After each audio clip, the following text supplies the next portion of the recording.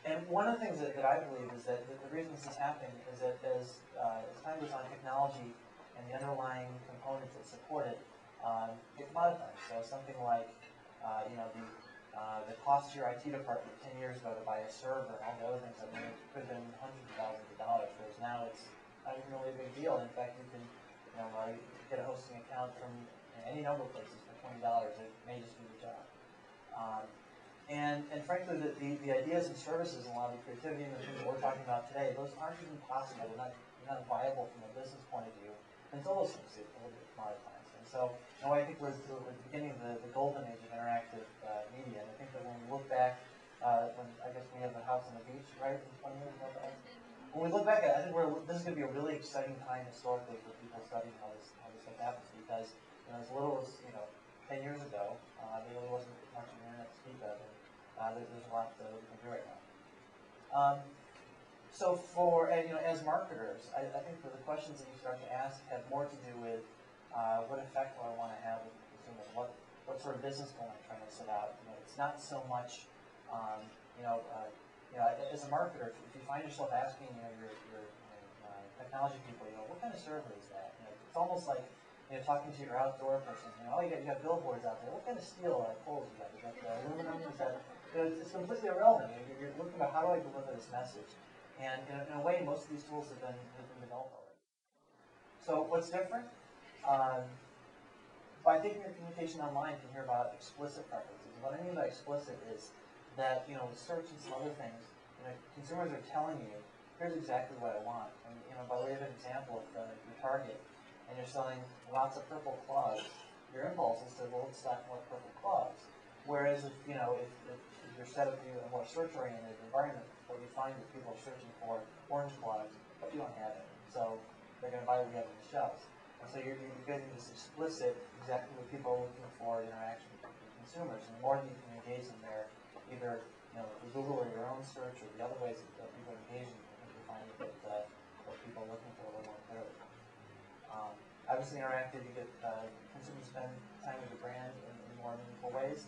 You're engaging them, you're communicating with them. A lot of times, what you're communicating is a simple, quick query about, I'm interested in products. Here's what I have to offer. Oh, sure, as opposed to the static one offers you might get like a TV. The other thing is I think you're able to provide value to consumers in ways that benefit both you and the consumer. We do a lot of work in healthcare, so the idea that I can find a doctor, I might be able to create an account that has preferences that are important to me, things that are important to me. That's something that consumers love. You're empowering them to make some of those decisions. And from a business point of view, you're offloading a lot of the customer service, a lot of the other things. And I think in a way, what I'm saying, things people maybe already understand, but I think we're just scratching the surface about what's possible. So, as I go through this presentation, as you're getting your note cards together, I think the questions that you'll get the most value from us about it are things like, what do I want to accomplish? The how element of what happens in interactive marketing. In a way, is something I don't think you should worry about. It's the same analogy about what kind of steel is in the billboard. It doesn't matter. Consider that we're past that already.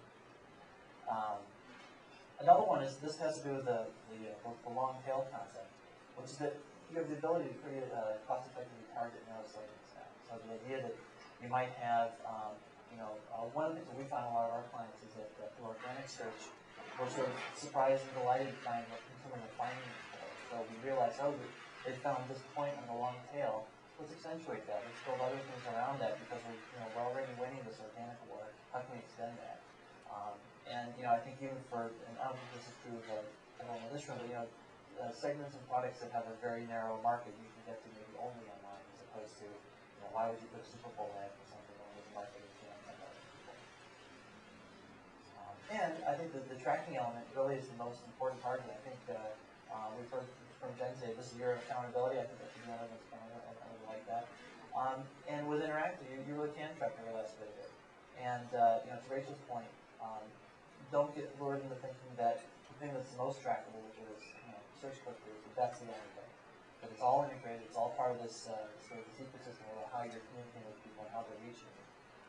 But you're able to track a lot more and a lot more effectively. With respect to today's theme, we encourage you to be an interactivist. I think that the idea that that it's scary and it's difficult.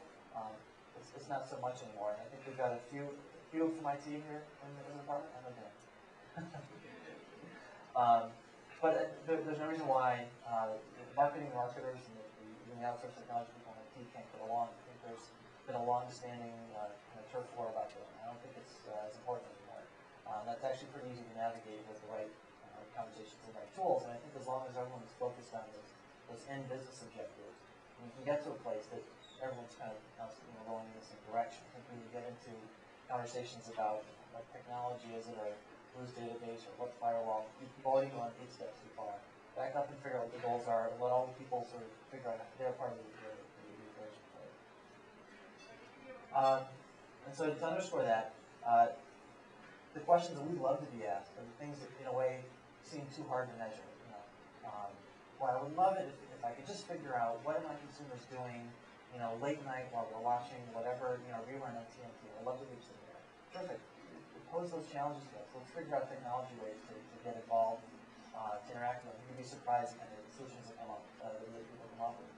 And that if you're asking those business-oriented, goal-oriented questions, you'll find that everyone in the table has interesting things to offer. And this is just maybe from a technology point of view. I think you should assume everything is doable. There has to be something out there that's been done. We work a lot in what's called open source. Anyone familiar with open source? That concept? The idea is that lots of people, maybe Linux is something people have heard of. Lots of people are contributing things that are free to use and free to leverage for whatever purpose and are generally free. They have some of this technology piece worked out already. So the idea that you want to get into content management, you can manage your site as a non-technical person for not as much money as you probably think. That actually sounds a little like used car sales, but it really is true. I think that there's a lot of tools that you can use from email marketing. In a way, all the bullets I had on the list, we just did a project for a pharmaceutical company that was a knockoff of Twitter, because it turns out someone has done an open source Twitter, so it was free for us to install and locally tailored. So I think the idea that letting technology people figure out how, and that can be your internal IT, your outsourced, your marketers, all that sort of thing. There's a lot more people involved.